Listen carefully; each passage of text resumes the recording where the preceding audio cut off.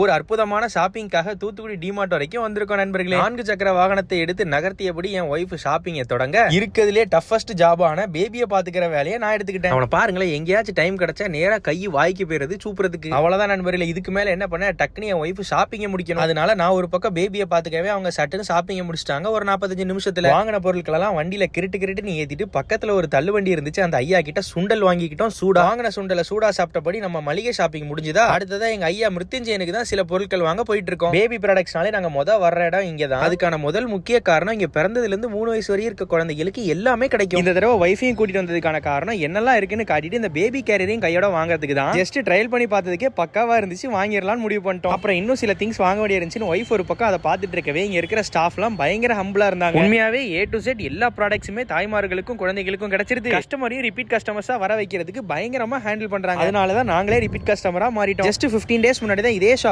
இந்த ஈட்டிங் சேரும் வாங்கியிருந்தோம். இந்த தடவை அந்த பேபி கேரியர் எடுத்து காட்டுங்கன்னு மட்டும் தான் சொல்லியிருந்தோம். பட் அவங்க பேபியை உட்கார வச்சு டெமோவே காட்டிட்டாங்க. அப்புறம் என்ன நண்பர்களே, வாங்கின பொருளுக்கு பில்லு போடவே நீங்களும் பேபி ப்ராடக்ட்ஸ் வேணும்னா ராசி மாமன் பேபியை சப்போர்ட் பண்ணுங்க. நாங்களும் மூட்டை முடிச்சு கட்டிட்டு வீட்டுக்கு கிளம்பினபடி vlog முடிச்சுக்கிறோம். உள்ள இருக்கும்போது துடு துடு துடு துடுன்னு வந்தா, இப்ப வெளியே வந்து அந்த வரத்தான் சரியான ஆளா இருக்காம்பா.